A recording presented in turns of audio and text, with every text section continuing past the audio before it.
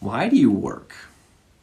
What keeps you continuing to show up, put effort and time in, and solving problems each day in support of a business or a mission? What about your people? Do you know why they work? Knowing what moves people, what motivates them, and tapping into that can help you bring out the best in people. It enables them, you, and your whole team to achieve significant impacts. So in today's episode, we're exploring motivation, diving into what leaders need to know, why it matters, and how to activate the power of intrinsic motivation. Thanks for joining us, and let's dive in.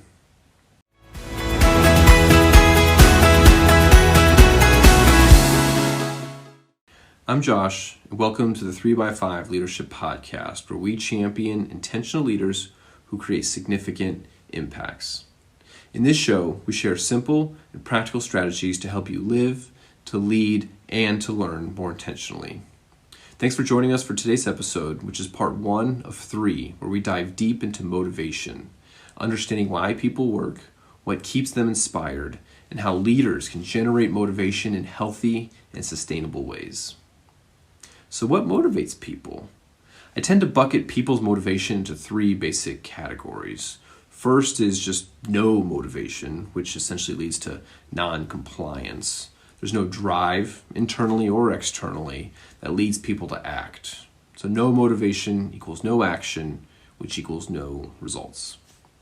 The second bucket is extrinsic motivation, which leads to simple employee compliance. And then this third bucket is intrinsic motivation, which generates a person's commitment. I believe intrinsic motivation is powerful and what leaders should aim to tap into with their people. It's the focus for today's episode, so let's start by comparing extrinsic and intrinsic motivation. Extrinsic motivation is simply people's behavior driven by external rewards or the desire to avoid punishment.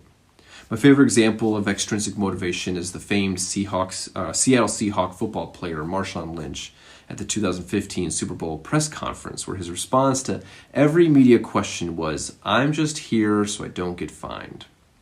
Extrinsic motivation can be fueled by money, the threat of losing it, desire for promotion, status, or a title. I even heard a story once of someone interviewing a prospective employee and asked the question, "Why do you work?" The employee's response was simply, "I need money so I can buy drugs." Now, while obviously I don't support the source of inspiration, it does show that a wide variety of things can move people to action at work. Common practices like earning commission, end-of-year bonuses, and other company perks like those are all examples of extrinsic motivation mechanisms. It can come from a number of things, but ultimately it comes down to I do X so that I can get, achieve, or avoid Y. But there's some issues and some leadership challenges and limitations with extrinsic motivation. For one, it requires consistent leader oversight and involvement. Because Dean is clearly motivated by external things, so we have low mutual trust between him and me. So as the leader, I have to remain consistently engaged to provide him guidance and oversee his tasks, which consumes my time and capacity that could maybe be better employed somewhere else. Additionally, extrinsic motivation is addicting. As leaders continue to provide the stick and carrot style approach to motivating, people become conditioned to those expectations, and in time, they'll only maintain the behavior as long as their reward does too, which burdens leaders to maintain consistent and even likely escalating rewards. Extrinsic motivation is transactional. It's X for Y. There's no growth, there's no learning, there's no development, there's no tapping into people's potential. So if I'm extrinsically motivated, I will likely comply with the mere basics expected of me from my boss and from my business culture as long as the external source of motivation continues to flow in, or as long as the punishment is curtailed.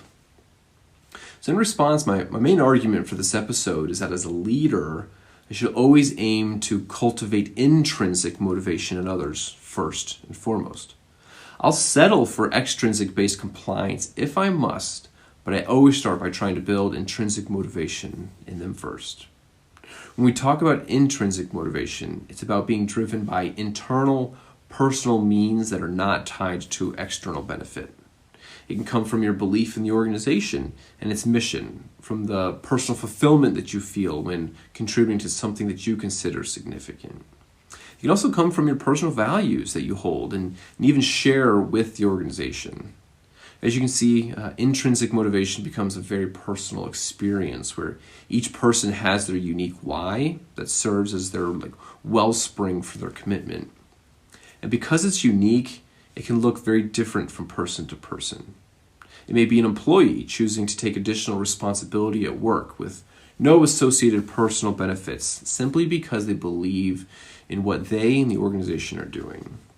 It could be someone seeing a problem, like some broken process at work, and taking the initiative to do something about it without being told to by their boss, because they care about adding value and making the organization better.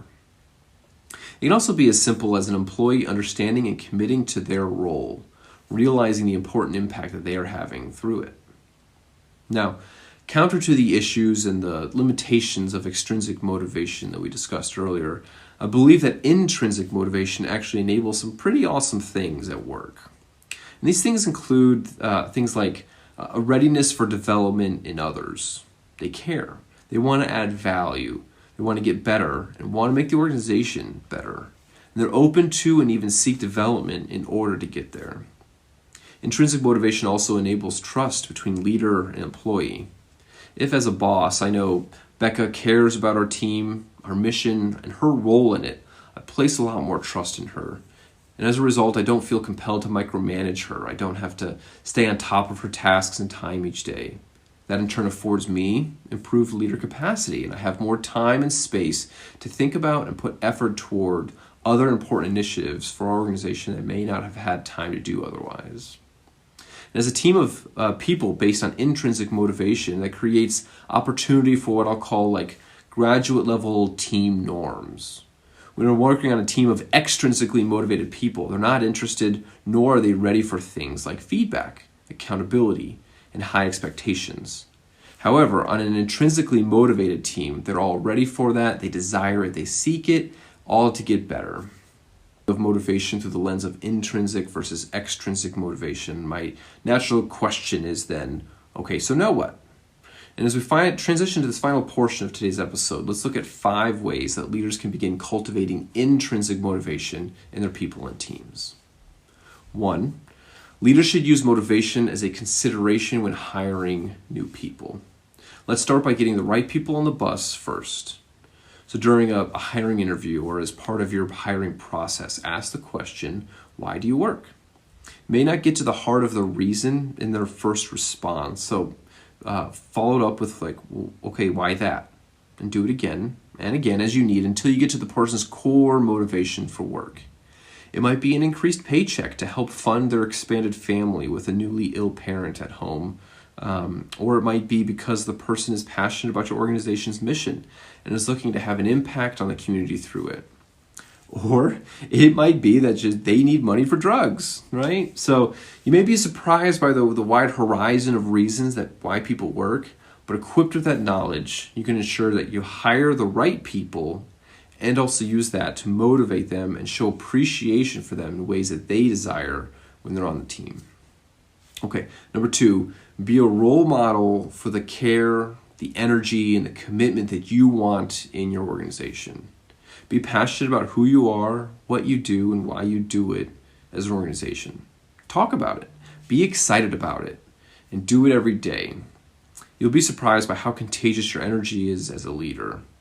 A simple question of, why do you think our organization exists, can surprisingly spark some great conversation with people in your team.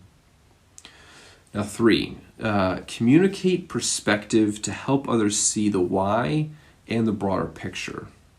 Your people below you on the organization chart just don't have access to the same information and don't see the broader environment that you're working in like you do. Help them understand it, to appreciate it. Share what is going on around them and above them. Explain the intent behind decisions every chance you get. It may take some added time to provide this perspective and tell stories, but I think it's time investment well worth it, because an informed employee is an equipped one, and an equipped employee is an empowered one. So, Number 4 is to give responsibility down within your team to generate ownership. Think back on one of your first jobs and the first time you were given real responsibility for something. It could have been a product to manage a business process maybe, or it could have even been just like a physical thing or a space.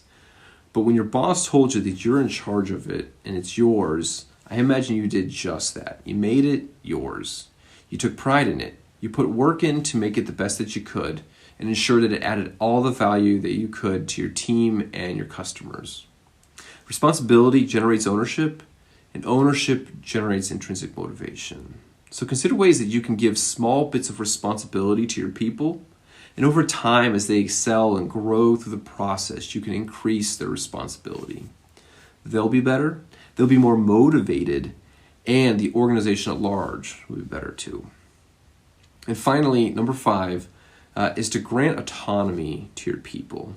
And this is actually a pretty significant topic, which is why we're going to make it the topic for our next part in the motivation series here in a few weeks. In it, we're going to explore what autonomy is, what it looks like when leaders grant autonomy, and then really even into a few ways that you can begin leveraging this really powerful tool yourself. So I look forward to this next episode, and I hope that you join us as we continue this short motivation series. So think back to why you work. How are you motivated? Leaders must always start by understanding ourselves first. How can you assess the source of motivation for your people this week? How can you find out why they work and use that to lead and motivate them in the best way possible? And is there one thing that you can adjust this week focused on cultivating intrinsic motivation in others? Now, as we end today's episode, I just want to thank you for joining us and for listening. Our team is new to podcasting, and we deeply appreciate your support as we get this thing off the ground. We still have a lot of kinks to work out in this show. Trust me, we know. So thanks for still choosing us. If you like the episode, I encourage you to just give us a like and a follow. We get a new episode that comes out every other Monday. So tell a friend or a colleague about it too if you think that they could benefit from some of the insight that we share here. And if you're new to 3x5, check us out at 3x5leadership.com today. We offer a ton more beyond the podcast that can help you and your team. So you can also subscribe via email and get notifications of our new content every Monday. And lastly, if you're looking for more exclusive content, more ways to support 3x5, I offer that you consider becoming a 3x5 patron. You can learn more about being a patron at patreon.com/3x5leadership, which you can access in the show notes. So that's it for this week, friends. Thanks for your support, and thanks for showing up every day in whatever leadership role you fill. Everyone is entitled to exceptional leadership, and you provide that leadership. I'm Josh, and until next time, take care and lead well.